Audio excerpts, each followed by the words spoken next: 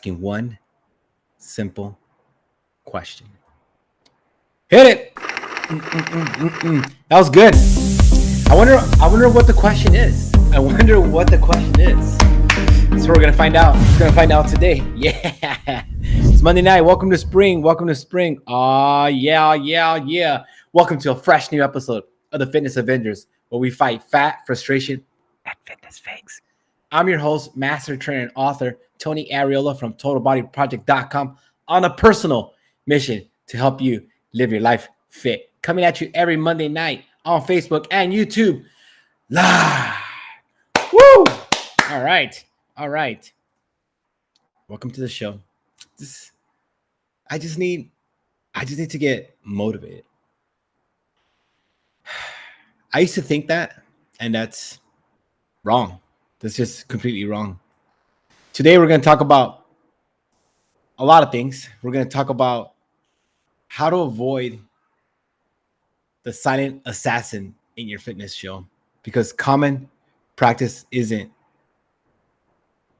common practice. We're going to talk about the parasympathetic nervous system, sympathetic nervous system. We're going to talk about some tools. We're going to talk about some blind spots. And we got a really good acid trainer today. It's help. I can't shut my brain off at night. What do I do? So we'll talk about some suggestions for that. Comment, say hello, hit the hashtag LiveFit. And you'll be sent to my new Secret to the Skinny guide, where we talk about how to get you skinny, how to get you fit, all those good things that life has to offer. I want to thank our sponsors. Today is the Break the Habit of Being Yourself by Dr. Joe Dispenza.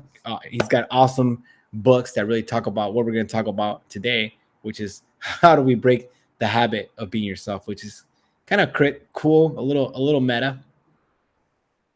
So here's the situation. All right, you want to get in shape. People come to me and they say, I want to get in shape. But they're their own blind spot. What I mean by that, they think they need exercise. They think they need food. They think they need the perfect ab workout. But that's not why they fail.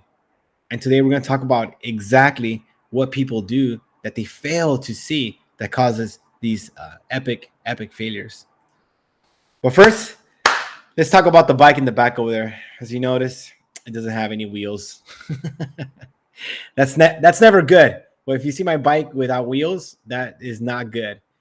What happened this weekend was supposed to be like my last easy ride for the Ironman 70.3 in Oceanside, which my wife and I will be racing. And I got a flat on my disc, which is the nightmare of all disc users, which the disc is super fast, really fast when it's on the bike. But I got the flat, and obviously I didn't know how to change the flat tire. So I sat there and I cried. And as the Uber finally took me home, the only thing I did well was I got a good run in after that. But luckily, I'll be able to practice changing the flat with the disc wheel, so I'll be ready to race. And I got the race in practice and not on the actual race. So it's pretty awesome. The next thing that we did this weekend, which is pretty cool, that I want to share with you, is we got my mom out of her comfort zone. Now, here's my mom and my beautiful wife. And my mom, we always do the same thing every week, week in, week out. Like when we see each other, we just go eat somewhere. And we have this beautiful thing called the Pacific Ocean, which I know increases health and happiness. So I asked my mom if she would want to go and hike. And I was fully expecting her to say no, but she said yes. And we ended up having just an amazing time. So my mom's been doing awesome, keeping up with her steps. She's got her Fitbit. Doesn't know how it works, but when she does get it to work, she just loves it. So we had a good time. We took Kono out there. So it's a good time with the family. But it just goes to show you that change is hard, change is possible, change is different. But when you focus on the right things always feel good. So we change best when we feel good. So I didn't try to crush her on her first hike. We just went, up half mile, back half mile. I really enjoyed it. Got the chance to talk, and then we had lunch after that. So good job, Mama Sophia, for jumping on this hike. Now let's talk about what gets people what is it that people don't do? I got this cool video to show you. Uh, so of this awesome, awesome. So one of my clients, no, it's not one of my clients. This is a fish in water. And here's the thing with this blind spot that people are missing is you're actually, yeah, just like the fish in water. People don't realize that when they're experiencing stress, they're just not happy, things are chaotic, it's not the time to start an exercise program. That's one easy, surefire way that you will fail is by trying to add more stuff when you can't manage the stuff that's going on right now. Don't cut the grass when the house is on fire. But a lot of people can't see that. And when I start working with clients, a lot of times people can't see that they're under this huge amount of stress.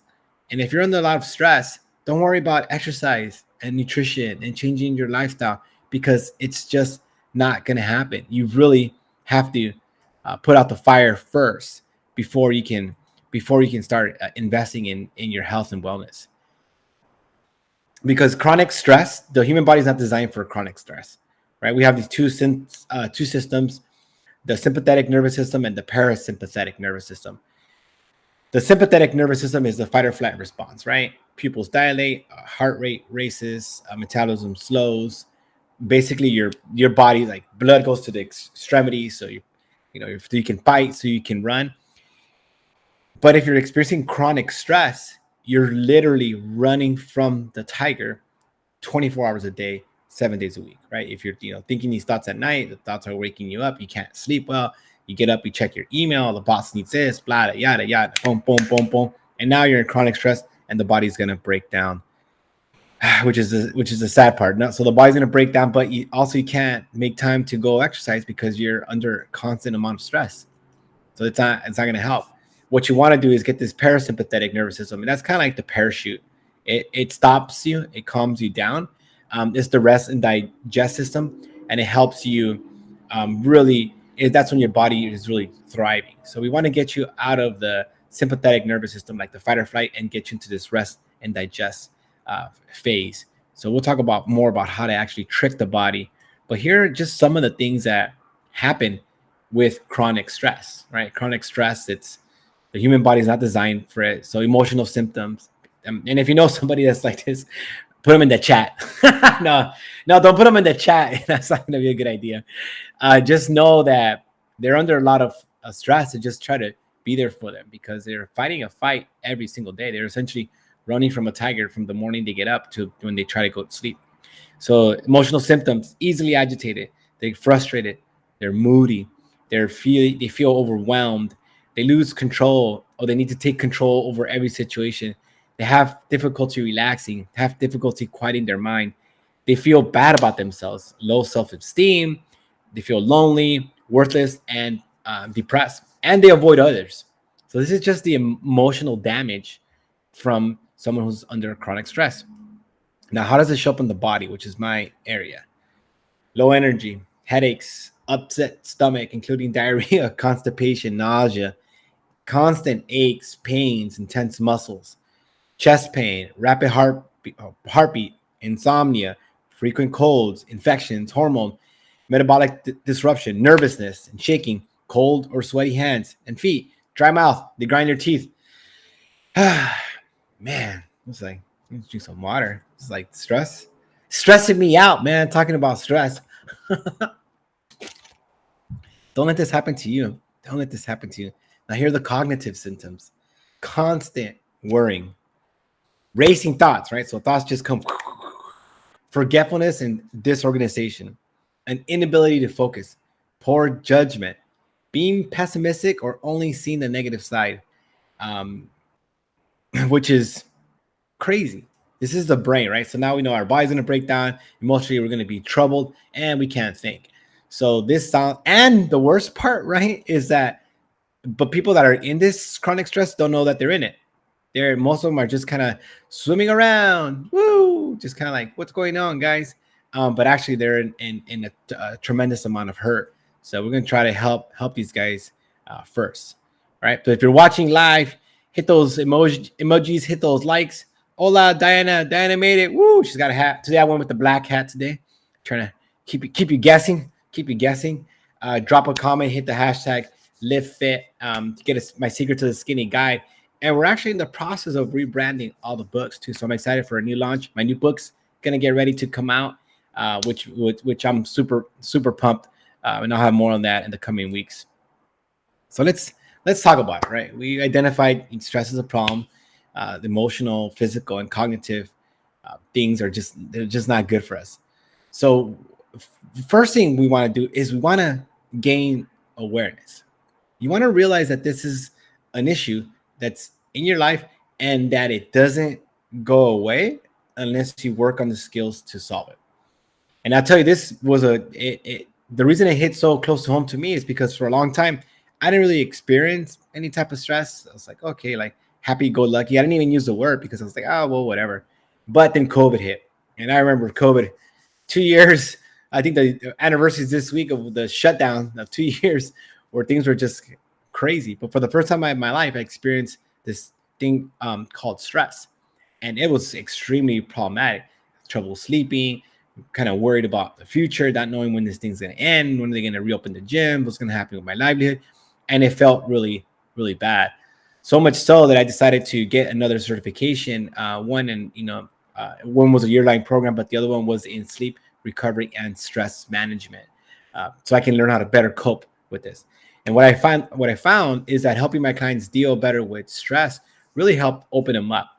And so now when I work with my coaching clients, I can really find out almost right away how likely they are to be successful based on how much stress they're under and how well they handle those stress. So but stress management is a tool. It's not something that's inherent. It's not something you're supposed to know. It's a tool that you have to learn to use, and the more tools you can put in your toolbox, the better off you're going to be. But I know there's a really good book called Stop Worrying, Start Living by Dale Carnegie, which is fantastic. It has a lot of tools for stress management. The first thing we want to do is we want to make sure that you know that you need to participate in your own rescue. What that means is you got to put your oxygen mask on first. You have to do the hard work of helping yourself because nobody's going to come save you. It's not going to happen. No one's waiting out there. The cavalry is not coming. It's you and you alone, and you have to make those decisions to get help, to realize where your stress load is at and how can you bring down the volume a little bit, right? If it's a 10, make it a 9. Try to make it an 8 and keep working through these iterations until you can literally get out of that burning building. So you can really help your life a tremendous amount by turning down the volume every week, by learning these skills that you need to learn. No one's going to learn these skills for you. You have to do them yourself. So here are just a few of the skills that I use with my coaching clients that are real practical and have proven results. The first one is notice a name. So notice a name is just kind of like a way to notice your thoughts and then name them. So when you feel like a thought come in and it's like a negative thought, an automatic negative thought, something that doesn't serve you, you want to catch that thought. Look at it, notice it, and name it. That way you can look at the thought, catch it, see if it serves you. If it serves you, you keep it. It's great. If it's an automatic negative thought, like these ants or a pessimistic thought, kind of catch it, look at it, and either reframe that thought or dismiss it completely. So you really, it's the term for it is called metacognition. But basically what it means is you're just learning not so much how to monitor your thoughts. In the beginning, it's going to feel like that, but you're kind of seeing these thoughts if they serve me or not, right? I'll give you an example. Jumping into the ocean and go swim. Right?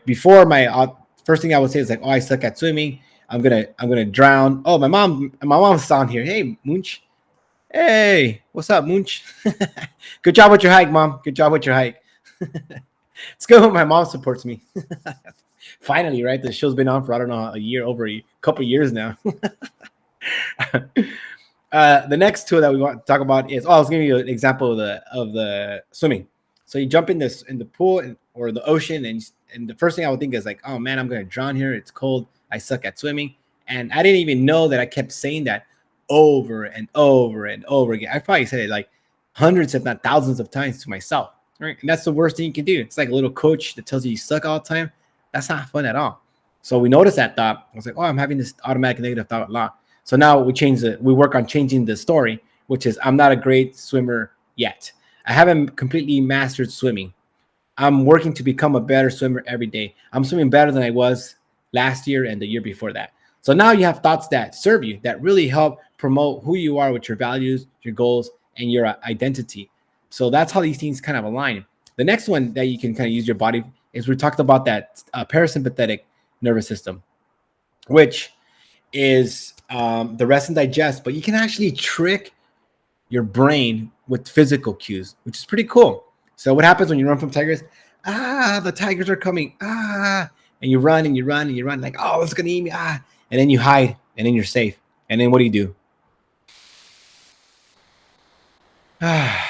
You take a deep breath, right? So taking deep breaths is specifically turning on your lungs. The bottom 1/3 of your lungs accounts for 2/3 of your breathing. So turning on those lungs, expanding them through diaphragmatic breathing, deep breathing. So basically kind of like your stomach opens up. That's going to trick your body and tell you that you're calm. It's going to trick your body and tell you that you're calm. So whenever you feel like things are kind of like crazy, like, I gotta eat this email. Stop. Take a deep breath. And relax. Man, feels good. And it works because even if you don't believe it, physically your body will relax. Physically your body will relax. The next thing you can do is you can practice self-compassion. Self-compassion is not beating yourself up. So this is kind of like pairing it up with notice and name. When you do something and it doesn't come out exactly right, don't beat yourself up. Don't tell yourself you're a jerk. Don't tell yourself you're dumb. You have a terrible memory. You can't do anything. You don't want to tell yourself that because beating yourself up doesn't help the situation. You want to build yourself up by practicing some good self-compassion. And self-compassion is a skill. It's not something that's inherent. It's not something that you just know how to do. You got to practice it. You got to do it until you give yourself like the right narrative. The final tool I want to share with you here is you want to anticipate and you want to plan. What that means is if you know you're going to go into like a more of a heightened period of awareness, or what I call stress, right? Heightened period of awareness, then you want to plan and anticipate what's going to happen when are you going to do what. Have some sort of plan so these things don't like spin out of control and really get you all troubled. So those are some of my favorite stress tools that I've used with clients. And be patient with yourself because even though you hear about these tools, they kind of sound like hokey, blah blah blah. They work and they work for a reason, but you're not going to get on the first time because change is difficult. You got to go through uncomfortable land in order to get to where you need to get to. So know that it's going to be uncomfortable in the beginning, but as you keep working, keep iterating, keep practicing, then you'll eventually solve these problems. And don't worry, if you don't figure out stress, you got your whole life to figure it out. It doesn't solve itself. I've never gone back to people who were stressed out and then they came back and they're like, and then I wasn't stressed out anymore. It was magic. No, so far it's never happened. So let's talk about, I can't shut my worries off at night. This is a tough one, right? It's called rumination. And the problem with rumination is that the thoughts are very, they're very emotional and they tend to be kind of illogical. So they tend to spin, they'll manifest, they'll race, and then they'll keep you up because obviously you can't sleep when you're running from a tiger. It's hard to sleep when there's a tiger in the bushes and you know the tiger's there ready to jump on you.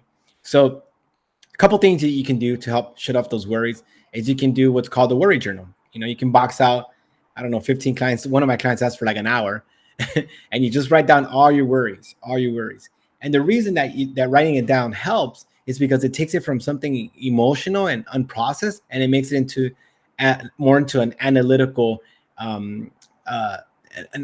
process. So you can actually break down those thoughts because they have to be coherent in order to adhere to the rules of language. That's why journaling works. So you can do like a worry journal if things are just kind of spinning. You can talk it out with somebody, like maybe your trainer, your coach, or your counselor, or a significant, or somebody who's not gonna trade war stories with you, like, oh, you think your life sucks? Check out my life, how it sucks. You can talk. I don't know if Kona's gonna listen, but maybe you could talk to Kona about it. What do you think, Kona? No, Kona says don't talk to her. Don't bring your worries to her. She's not gonna listen. You can have some alone time. You can do some meditation. Definitely some gratitude will help you shift your perspective. So if you're, if you're worried about, that email that you got to send back, or, this thing that didn't happen right, think about what you're grateful for. Like, we're in a safe environment. It's the first day of spring, beautiful day today, and we're not getting bombed, right? Like the Ukrainians. It's that hearts out to those guys, but we have a lot to be grateful for. You can watch a live video on your phone or whatever. We got a lot of perks that we can be grateful for. So that'll help you out. Also, take a look at your track record. I think Kona's going to ride the bike later, but it doesn't have wheels. So what do you think, Kona? No, she's not going to ride it. Take a look at your track record. Everything in your life, you've survived. You're batting 100% with all of everything, all the issues. So be proud of yourself. Be kind to yourself, and know that you're going to make it through this one as well. So hopefully that will help you shut your brain off at night. Now we got a cool little video today. Yeah. I'm going to talk about some strength training.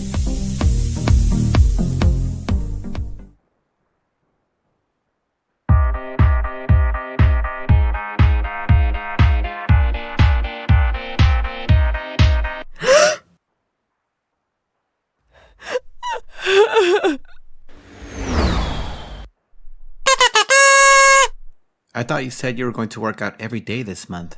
I'm going to work out every day this month. I know, weight training will get me skinny. Resistance training does way more than just get you skinny. You need to learn the 3 P's of resistance training: physical, physiological, and performance. From a physical standpoint, resistance training helps your body build muscle, bones, and joints. From a physiological standpoint, resistance training improves your hormonal system, heart, and fights fat. Increased strength, endurance, and power result in improved performance. Wow, I really need to do weights. But I can't go back. Everyone was staring at me. You don't need weights to do resistance training. You can use anything providing external resistance, like your own body weight, or resistance bands, or even machines. What about the people staring? I'll let you in on a little secret. I see about 90% of exercises done wrong. Don't worry about them. Come on. Resistance training is very important. I guess I can go back. That's the spirit. Let's go. What are you staring at? Back to work. Back to work. All right, so there you got the benefits of resistance training. And I know all my clients, and maybe my mom will start doing some resistance training. But yes, that was the lovely, beautiful, talented host of Forensic Tales, Miss Courtney Fretwell Arreola, and that's Kona there in the picture. But yeah, we got some of my favorite people on here. Yahoo! If you haven't had a chance yet, hit the hashtag LiveFit for your chance to join the Fitness Avengers, and to get your Secrets of the Skinny Guide, and get a chance to get my book. Version 2 of the book is now going to be in its 3rd edition, which is pretty cool. So tune in next week where I'm going to talk about, is sleep overrated? And what hours of sleep actually count as sleep? I think you're going to be surprised when you learn the answers.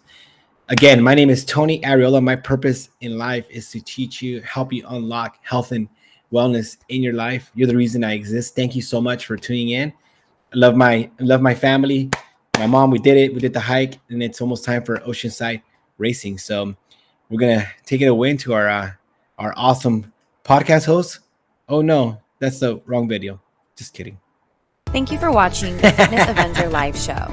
If you like it's the live, show, folks. Make sure to it's like live. it. It's uncut. We Please don't know join what's us going to next happen. week Sometimes on Kona Facebook comes Live. in. Sometimes This she week's doesn't. show is So, brought to you by our close friends at Total Body Project. Diana says Visit she loves these videos. TotalBodyProject.com for more info.